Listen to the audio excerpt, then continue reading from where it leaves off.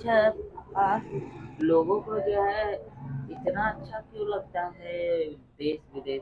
उसमें ऐसा क्या रहता है खास बात कि वो वहाँ जाने लगते हैं इंडिया को छोड़ के?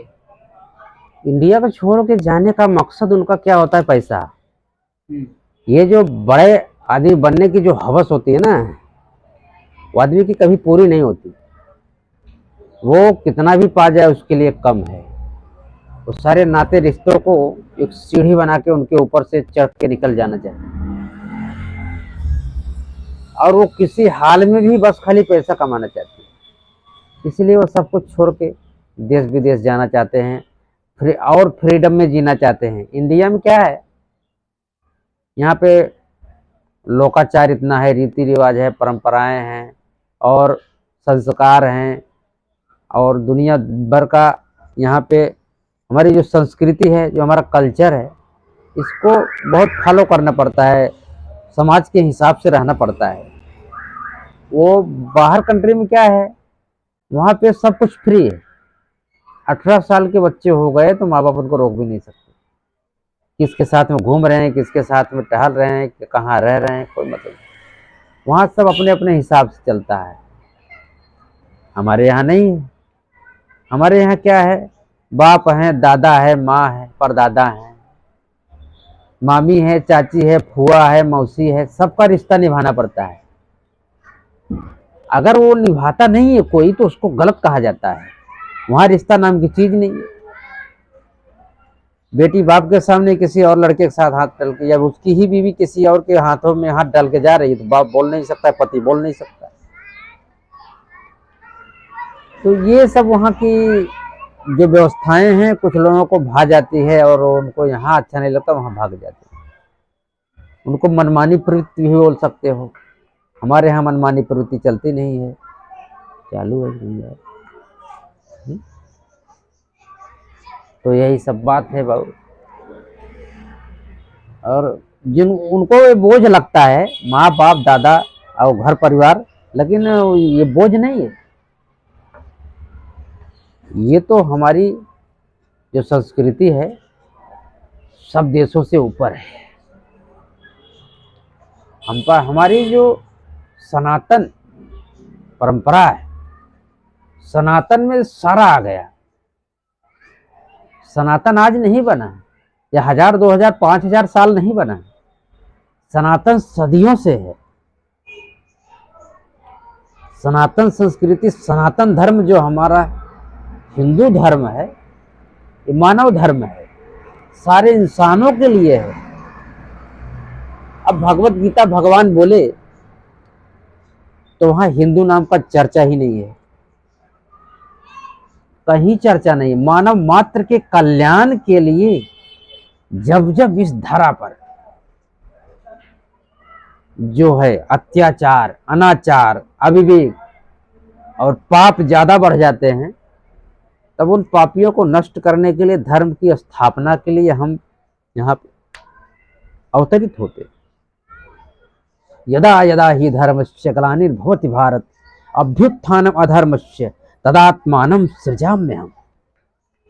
भगवान बोले, परित्राणाय साधूनां विनाशाय च दुष्कृतां धर्म संस्थापनार्थाय संभवामि युगे युगे।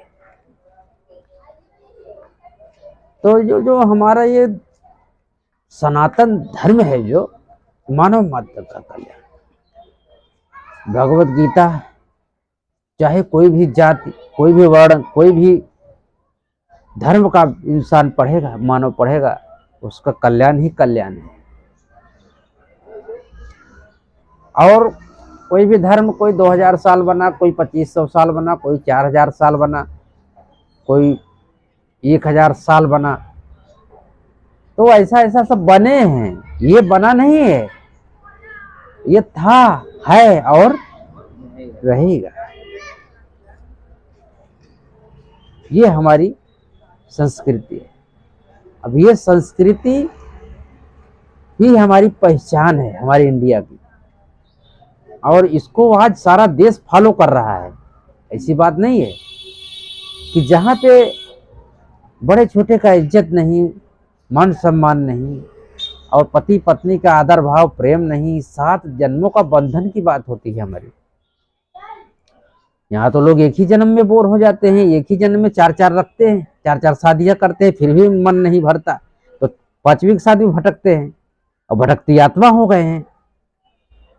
यहाँ 7 फेरे, 7 जन्म, 7 समंदर, 7 लोक, 7 रंग।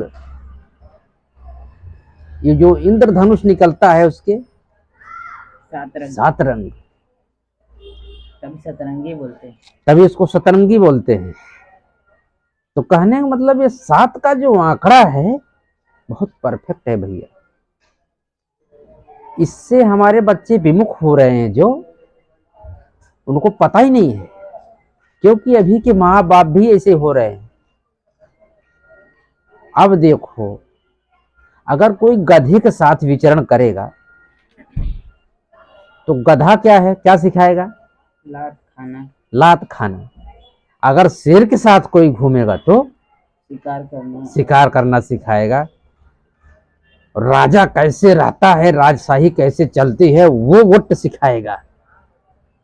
तो संगत ऐसी होती है। अब जिस माँ बाप को जो खुद को पता नहीं है और वो सीखना भी नहीं चाहते, जानना भी नहीं चाहते, वो साधु पुरुष और अच्छी बातों को ग्रहण नहीं करते और किसी से उनका मतलब नहीं है, कोई वास्ता नहीं, समाज में खुद नहीं रहते, तो उनका बच्चा कैसे रहेगा समाज में? दिस इज परफेक्ट लैंग्वेज है। ये बात जो है, ये भाषा जो है, अगर हम क्लियर परफेक्ट नहीं जानते हैं तो किसी और को क्या समझाएंगे? मिस अंडरस्टैंडिंग्स हो जाएगी। पहले हमें समझना पड़ेगा, तब जाके हम किसी को समझा पाएंगे। तो कुछ ऐसे भी पेरेंट्स हैं जो खुद मूर्ख टाइप हैं,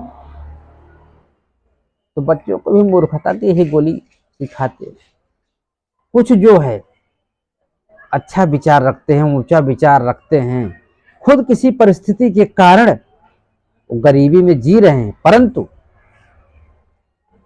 वो उससे निकलना चाहते हैं, तो अपने बच्चे को भी ऐसा माहौल देते हैं, ऐसी पढ़ाई देते हैं, ऐसी व्यवस्था देते हैं और वैसा उनके बारे में ऊंचा सोचते हैं कि वही बच्चा छलांग लगा कर आगे निकल जाता है और उनकी गरीबी 7 पीढ़ी तक समाप्त हो जाती है। कोई एक घर का कोई एक सदस्य निकले जो घर की पूरी गरीबी को समाप्त कर सकता है और समाप्त कर देता है, लेकिन वो कौन होगा ये पता नहीं। आप होगे, कोई और होगा, कोई एक तो होगा, तभी कल्याण होगा। गरीबी में पैदा होना गुनाह नहीं है, गरीब जीना और गरीबी में मरना बहुत बड़ा गुनाह है। तुम गरीबी में पैदा भले हुए, लेकिन तुम चाहो कि मेरे माँ बाप गरीबी में न रहे,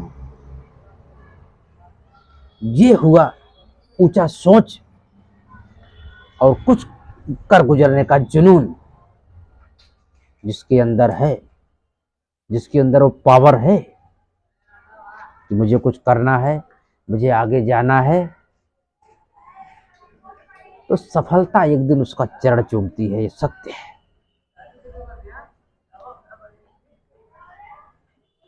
और जो सिर्फ अपने बारे में सोचता है,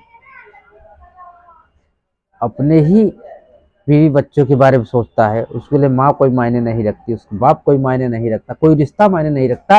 एक दिन वो खुद उसी दुख को झेलता है जो दुख जो है अपने माँ बाप को दे रहा है, क्योंकि बच्चे वही फॉलो करते हैं जो माँ बाप करते हैं।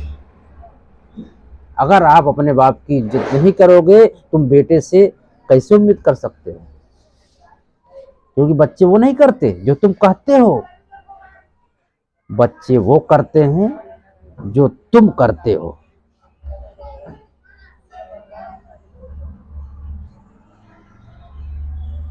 तो आज हमारा मन की बात यहीं पे रखते हैं, फिर मिलते हैं अगले ब्लॉग में।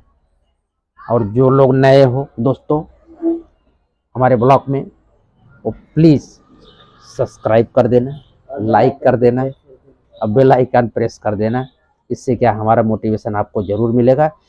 और ये छोटी मोटी बात नहीं है भाइयों, ये जो मैं बात बोल रहा हूँ ताम्र के पत्ते पर लिख लो। ये माहौल चल रहा है और आगे चलेगा। यदि आप अपने बच्चों को संस्कारवान नहीं बनाएंगे तो देश को पतन होने में ज़्यादा समय अब नहीं लगेगा, क्योंकि समय आ गया है। अब तुम जागो और आगे बढ़ो, बच्चों को भी आगे बढ़ाओ, समाज को भी आगे ले जाओ। इसी के साथ हम आज का ब्लॉग रखते हैं। Bye bye, bye bye.